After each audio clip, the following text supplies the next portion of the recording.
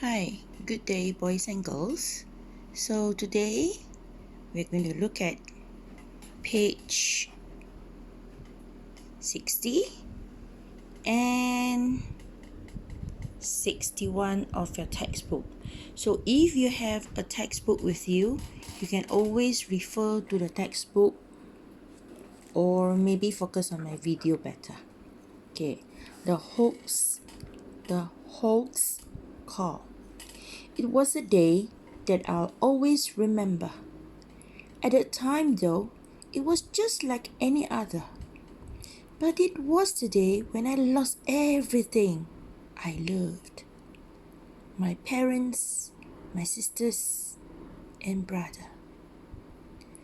The group that I always hang around with. They're just some kids from my school that I know. We were bored and generally fed up. We had no money and no way to go. I can't remember who first had the idea, but it seemed that it might be a ball to ring through on a 999 number and get the fire engines out to a hoax call.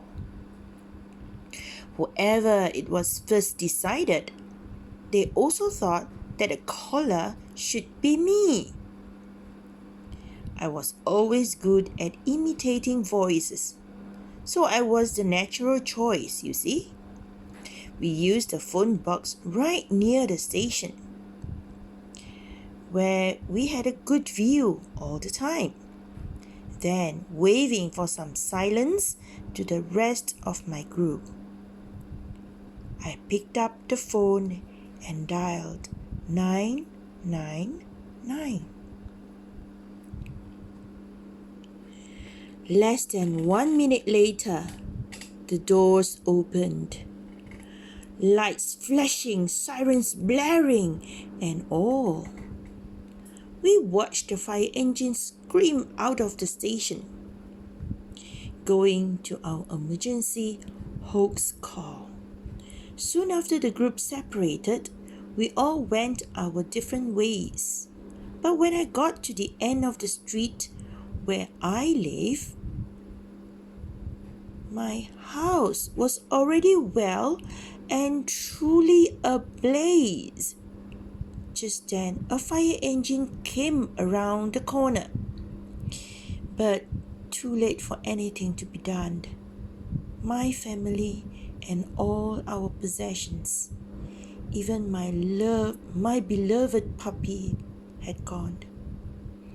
The fireman came up beside me and gathered me in close with his arm. "I'm sorry, son. We had been here much sooner, but we were called out to a false alarm." So I ruined my past as well as my future, and my life is now far from a ball. I still cry for my family. They'd all still be here if only I had not made that stupid hoax call. So you see, boys and girls, when you make a hoax call, you are setting a false alarm. Okay? At first, you are actually having fun. You're having fun with your friend because you're bored. So you decided to make a call. Until the next page, you can see the fire engine. The firefighters, they really thought that it's a real call. They rushed to the place that you have reported. But what happened? At the same time, your own house, the poet's house, is on fire. This could happen to us in our own family, in our real life. So please, boys and girls, do not set any false alarm. Not only you are risking the life of other people, you are risking their property, their possession. you are also wasted the time the firemen had, the time where the firefighters can do something to help others. When you look further into it, what about the petrol, the fuel? These are all using up the government fund. Our parents pay for the income tax, and there goes all the funding. It is supposed to be used on proper way. Okay? So, think about making false alarm, not only to fire brigades as well as to police, as well as to ambulance services. The paramedic team really have to rush over, and who knows, at the same time, at the other side of the city or town, their immediate service is very much needed. So please, don't do that, because when you do it, you never know whether you're doing it to yourself. And you can for sure check on this one. Okay, this website, you'll find that it is really found on the Blogspot, and there are also some ways in helping, some ways of that you can note on when you're making any emergency call, or when you're in an emergency things that you can do. All right, so think, do you think the poet and his friends did the right thing? Why? So this one, you write your answer after this on a piece of paper and then send it to your teacher. If your teacher asks these part of answers to be sent or written down in your exercise book, please do so. Okay, listen to your teacher's order, instruction. The second question, did the poet learn his lesson? What do you think? Which verse tells you this? So, which line? Maybe you tell me, so I read my past as well as my future. So you have to copy this sentence, should I say. Okay, so you have to tell us which verse. When we say verse, it's actually referring to the sentence. Okay, for example, to explain further, here from 4 up to Eve, this is actually one stanza. In this stanza, there are 4 verses. Okay, so you have to find out which is the verse that tells you about this. And then the third question, retell the story in your own words, meaning that you're not supposed to recite this poem to your parent, but you tell a story on your own words to your siblings or your parents. Okay, it is best for you to be able to do so, because if you can do that, meaning that you understand the whole poem properly. Okay, so if you really study about this poem, you can find that there are 1, 2, 3, 4, 5, 6, 7, 8, 9, 10 stanzas. Every stanza with 4 sentences. 4 verses. Can you see? All the 4 verses. And if you remember what your teacher had told you, when you're in year 4, year 5, and in fact year 6, when you study about the anthropology of poem, okay, they tell you about the rhyming part. Remember,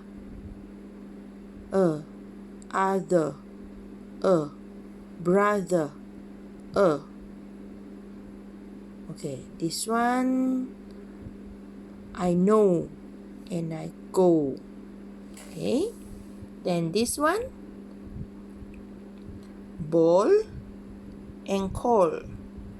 idea, number, quite similar, quite close the sound, but not too close lah.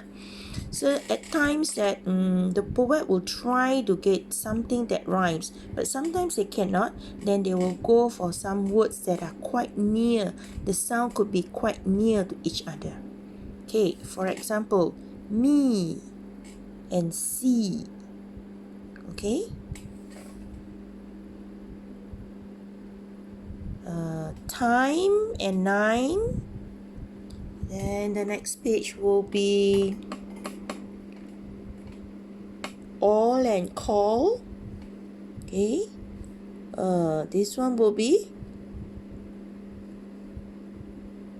leave, blaze, waste. Okay, this one they don't have. Not necessarily to be all stanza must have. It is not necessary to have rhyming pattern in all stanzas. Okay, for example, gone, gone, and done. It seems like the same, but actually the sound is different. Okay, possession, corner. See, the sound is not rhyming at all. Mi, sooner, alam. Okay, maybe alam, alam, see? Future, ball, here, call, ball, and call again. So you can see that there is always some kind of pattern.